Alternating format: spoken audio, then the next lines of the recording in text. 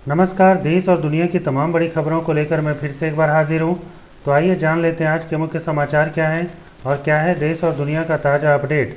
साथ ही आप जान पाएंगे देश और राज्य की सरकारों ने क्या किया ऐलान और क्या दिया बड़ा बयान। सबसे पहले एक नज़र सुर्खियों पर। दिल्ली बम धमाका के बाद अल फलाह यूनिवर्सिटी की सदस्यता हुई रद्द। प्रधानमंत्री नरेंद्र मोदी ने दिल्ली में हुए ब्लास्ट के घायलों से पूछा हालचाल। बिहार में मतगणना 14 नवंबर को। स्मार्टफोन के बाद लोग स्मार्ट टायर को भी देखेंगे। 1 दिसंबर से शुरू हो जाएगा संसद का शीतकालीन सत्र। अब खबरें विस्तार से, लेकिन वीडियो में आगे बढ़ने से पहले कर लीजिए वीडियो को लाइक और चैनल को कर लीजिए सब्सक्राइब, ताकि आप रोजाना काम की खबरों से रूबरू हो सकें। साथ ही आप कमेंट में यह ज़रूर बताएं कि आप यह वीडियो कहां से देख रहे हैं। दिल्ली के लाल किला मेट्रो स्टेशन पर हुए धमाके के बाद एसोसिएशन ऑफ इंडियन यूनिवर्सिटी ने हरियाणा के फरीदाबाद स्थित अल फलाह यूनिवर्सिटी की सदस्यता रद्द कर दी है। यह कड़ा कदम विश्वविद्यालय से जुड़े विवादों और जांच एजेंसियों की सक्रियता के बाद उठाया गया है। जांच एजेंसियों ने इस यूनिवर्सिटी से जुड़े कई डॉक्टरों को दिल्ली बम धमाका मामले में हिरासत में लिया है। कभी अपनी बेहतरीन सुविधाओं और उन्नत शिक्षा प्रणाली के लिए जानी जाने वाली अल फलाह यूनिवर्सिटी अब जांच एजेंसियों और मान्यता रद्द होने के कारण सुर्खियों में है। इस बीच अल फलाह यूनिवर्सिटी के विवादों में आने के बाद उसके मान्यता को लेकर सवाल उठने लगे हैं। अल फलाह यूनिवर्सिटी के खिलाफ अगर सबूत मिलेगा तब यूनिवर्सिटी के मान्यता पर भी असर पड़ सकता है।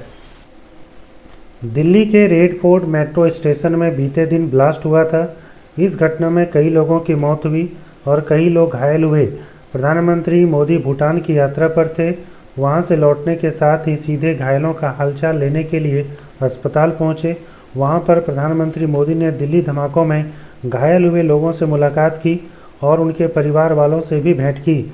आपको बता दें कि सोमवार शाम को रेड फोर्ट के पास धमाका हुआ, जिसमें 9 लोगों की जान चली गई और दर्जन भर घायल हो गए थे। धमाका इतना जोरदार था कि आसपास की गाड़ियां जल गई और माहौल में अफरा तफरी मच गई। पुलिस ने इसे आतंकी हमला मानते हुए यूपीए के तहत केस दर्ज किया है। अभी तक जांच में कानपुर और कश्मीर के संदिग्ध के नाम सामने आए हैं। पीएम मोदी 11-12 नवंबर को भूटान में थे, जहां उन्होंने किंग का 17वां जन्मदिन मनाया। लेकिन धमाके की घटना को सुनने के बाद वे सीधे अस्पताल पहुंचे। उन्होंने कहा कि घायलों के साथ हूं और दोषियों को बख्शा नहीं जाएगा। बिहार विधानसभा की 243 सीटों के लिए बिहार में मतदान 2 चरणों में हुआ। पहले फेज की वोटिंग 6 नवंबर को और दूसरे फेज की वोटिंग 11 नवंबर को हुआ। आपको बता दें कि 14 नवंबर को इसके नतीजे भी सामने आएंगे और पता चलेगा कि किसकी बनेगी सरकार। एग्जिट पोल के अनुसार एनडीए आगे है। आपको क्या लगता है, कमेंट कीजिए। पहले जहां लोग smartphone, smart watch, smart bulb का उपयोग करते थे, वहीं अब लोग स्मार्ट टायर का भी इस्तेमाल करेंगे।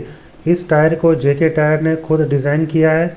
आपको बता दें कि इस टायर में सेंसर्स टायर के अंदर फिट किए गए हैं, जिससे टायर में कोई भी गड़बड़ी होने पर इसकी जानकारी ड्राइवर को मिलेगी।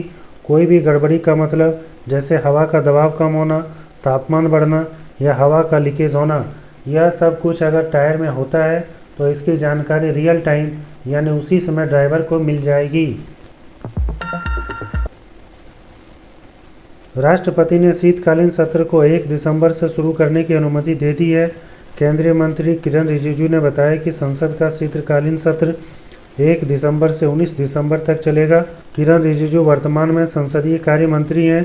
इस सत्र में कई अहम बिल पेश किए जा सकते हैं। बीते दिन देश के वित्त मंत्री निर्मला सीतारमण ने कहा कि सरकार बड़े और विश्व स्तर के बैंक का विलय करने के लिए आरबीआई और बैंकिंग सेक्टर के लोगों से बातचीत कर रही है। सरकार कई छोटे छोटे बैंकों को बड़े बैंक में मिलाने के बारे में सोच रही है। इससे सरकारी बैंकों की संख्या कम हो जाएगी, लेकिन बैंकों का आकार बढ़ जाएगा। वित्त मंत्री ने आगे कहा कि सरकार को इस बारे में बैंकों के साथ बातचीत करके यह समझना होगा कि वे किस तरह से इस काम को पूरा करना चाहते हैं।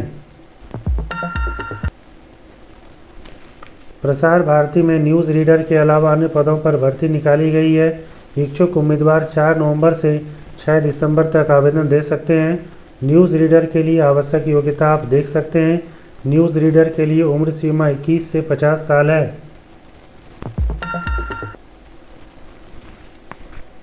DRI यानी राजस्व खुफिया निदेशालय ने ऑपरेशन बुलियन ब्लेज के तहत मुंबई में सोने की तस्करी, उसे गुप्त भट्टियों में पिघलाने और परिष्कृत सोने को अवैध रूप से ग्रे मार्केट में बेचने में शामिल एक गिरोह का पर्दाफाश किया है। दोनों भट्टियों में तस्करी किए गए सोने को मोम और अन्य रूपों में बदलने के लिए पूरी व्यवस्था थी। अधिकारियों ने कार्रवाई करते हुए भट्टी चलाने वाले लोगों को हिरासत में लिया है। इसी तरह से देश की छोटी बड़ी घटनाओं को जानने के लिए आप इस वीडियो को लाइक और शेयर, साथ ही साथ इस चैनल को सब्सक्राइब कर सकते हैं।